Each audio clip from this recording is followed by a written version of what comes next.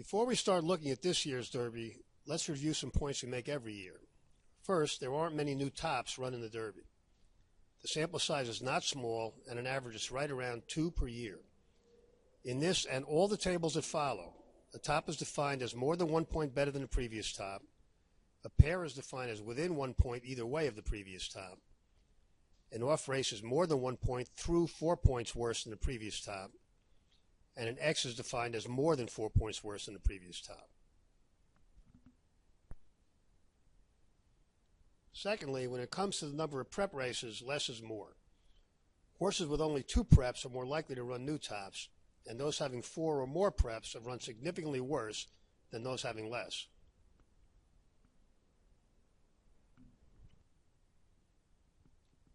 When it comes to patterns, the one that has been best by far has been when horses come into the Derby having paired tops in their last 2 starts. Almost half of those have at least matched their previous top, almost twice as high as those having other patterns.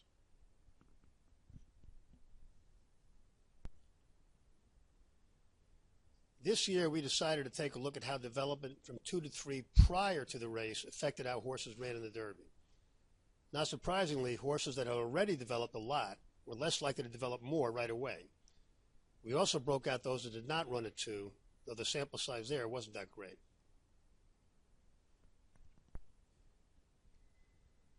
Ground loss is a big factor in the Derby every year simply due to field size, but the situation could be extreme this time. There are a few in this field with early speed, which will probably cause the field to bunch up. Horses without early speed drawn outside could easily lose 6 or more lengths on the turns, which translates into 3 or more Thoro-Graph points.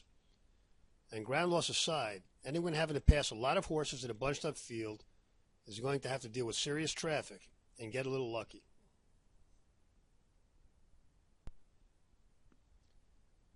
Finally, this. Because it's the Derby, a lot of people get psychologically invested. They want to be able to say they picked the winner or cash a ticket. It's a betting event. It's about finding value. And there are lots of ways to do that. Picking the horse is just one of them. Brody's Cause worked his way to a big one last fall at 2 and got back to that level last time out.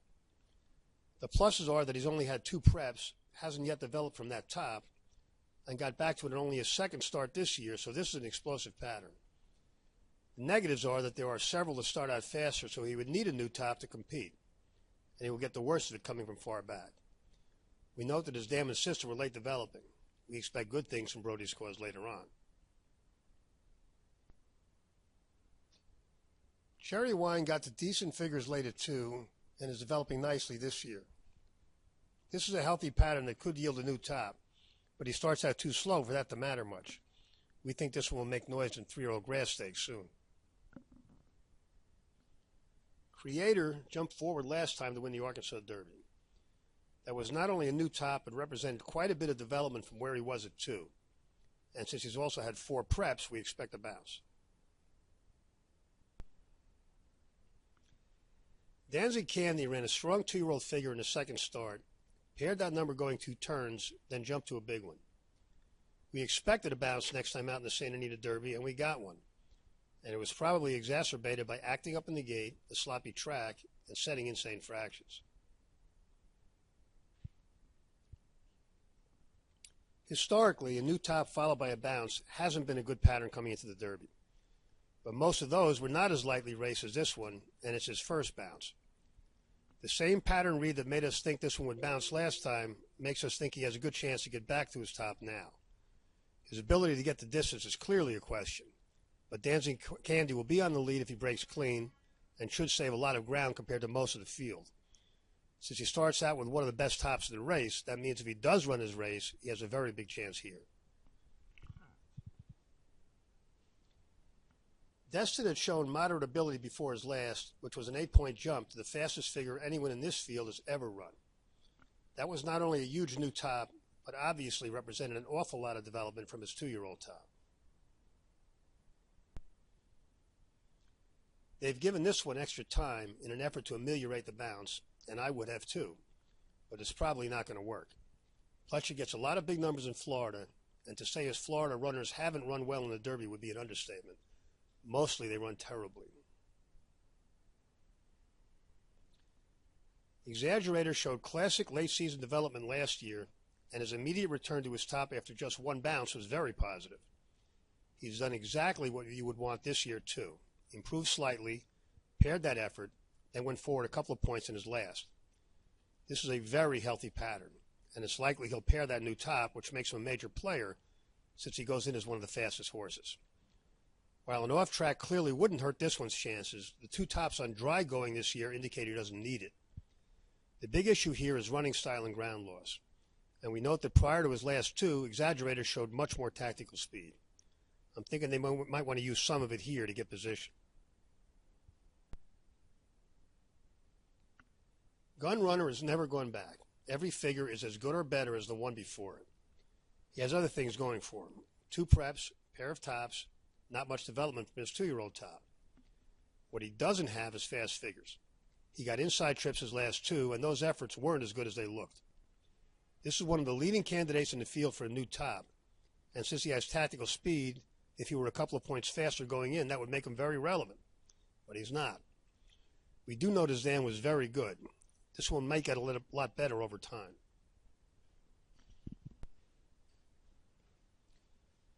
Lanny is too slow on his last, and since that was probably a new top, he's more likely to go back than forward.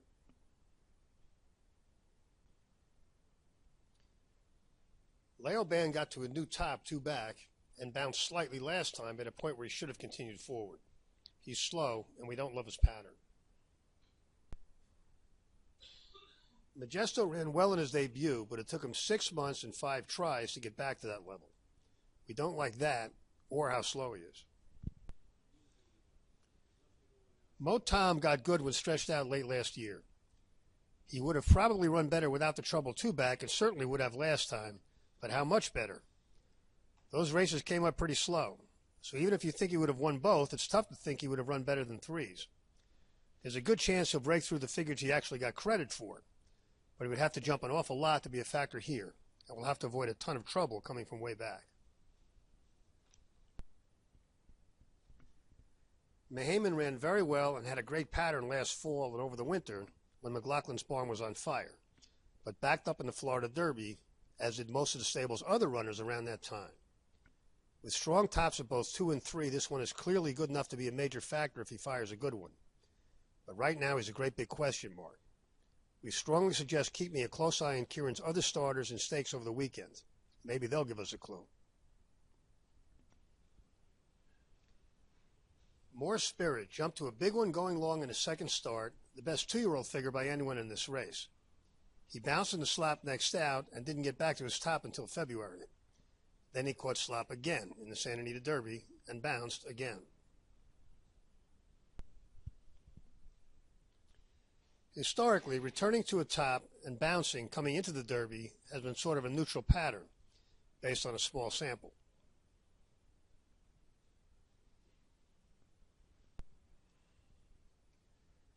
But we like this one for a number of reasons. First of all, the bounce is in the slop again. Second, this is Baffert we're talking about, and it's Baffert in his wheelhouse. American Pharaoh notwithstanding, Baffert has gotten his best results with 3 preps. In fact, more than half have at least paired their top. This one comes into the Derby as one of the fastest horses, so just getting back to his top would give him a big shot. And with no development yet, there's a decent shot of producing a new top. Finally, we would note that More Spirit is not a plotter. He's been in races with fast paces and hasn't been that far back. He has tactical speed, which will help here. My man Sam moved forward nicely in the second start, then again, and basically paired that effort in the bluegrass. This is one of several with the top around the 3 level, which puts him in range of the exotics, and there's nothing wrong with his pattern. Chad Brown's runners tend to develop less through a campaign because he already has them ready to run from the start, but he's also good at having them run their best at the right time.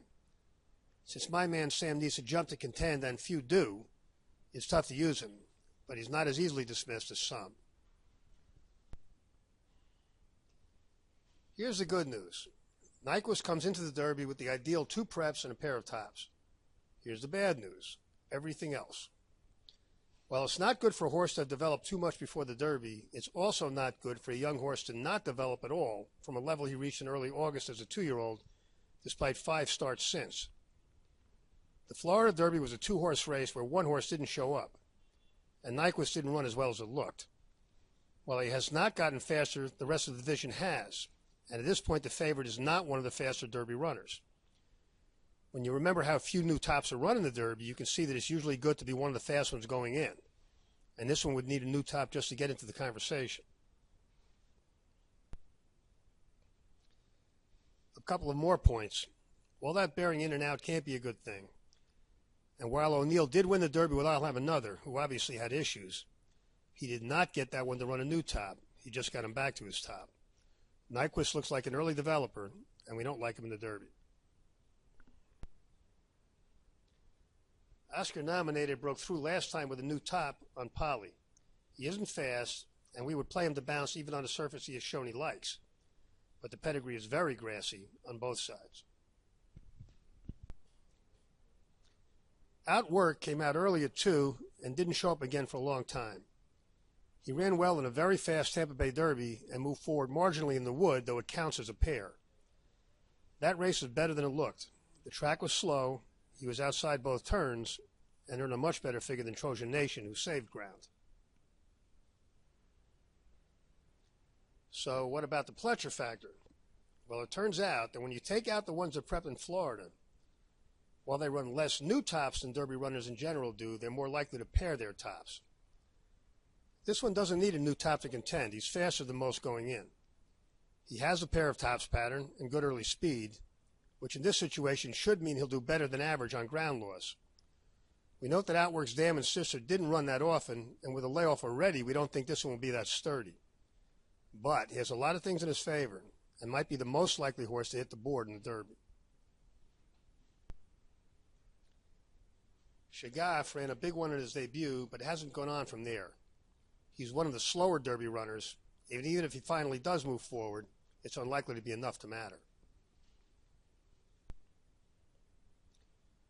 Sudden Breaking News jumped way forward in his first start as a 3-year-old, went back slightly, then went forward again.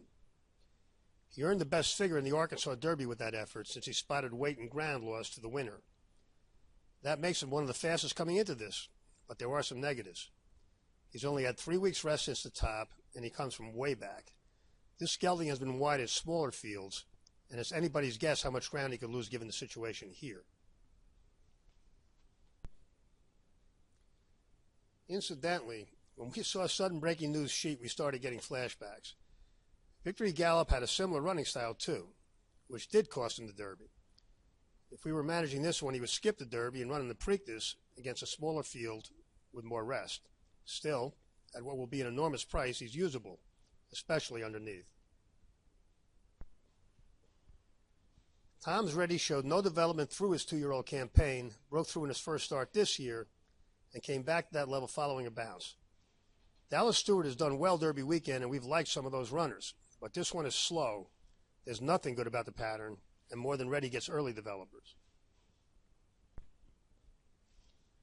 Trojan Nation was truly slow until the Wood and didn't run as well there as it looked, getting close only by saving ground.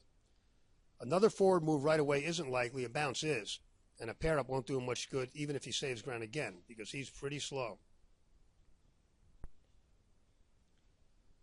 Whitmore has run well in all his starts, save when he tried running on short rest after shipping south into Louisiana, which is very tough. We don't like the 4 preps or 3 weeks rest, but we do like the pair of tops, and those last 2 are better than most of the field has run. This one, like Sudden Breaking News, has been getting wide trips from far back, and like that one, could get into the exotics at a big price if you can find a way to avoid one here. As usual, we're going to divide the Derby field into groups. The D group is largest and contains those we don't think can be used at all. This group contains Cherry Wine, Creator, Leoban, Lonnie, Majesto, Oscar Nominated, Shagaf, Trojan Nation, and Tom's Ready. The C group contains those we don't think have much of a shot, but have enough ability to keep them from being automatic throwouts, and it wouldn't be a total shock if one of these got into the exotics. The headline is that Nyquist is in this group, along with Gunrunner, Mo Tom, Destin, and my man Sam, all of whom will take a little money. Mohaymen goes into the B group because he's fast enough to win, and we don't know what else to do with him. Also in here are Brody's Cause, Sudden Breaking News, and Whitmore, all of whom are dead closers at the mercy of racing luck and riders' decisions. If one of those gets an inside trip and gets through, they could make an impact. They're not good enough to do so with a wide trip. But the ones we really like in this year's Derby are Dancing Candy, Exaggerator, More Spirit, and Outwork. In part, that's based on how the race sets up.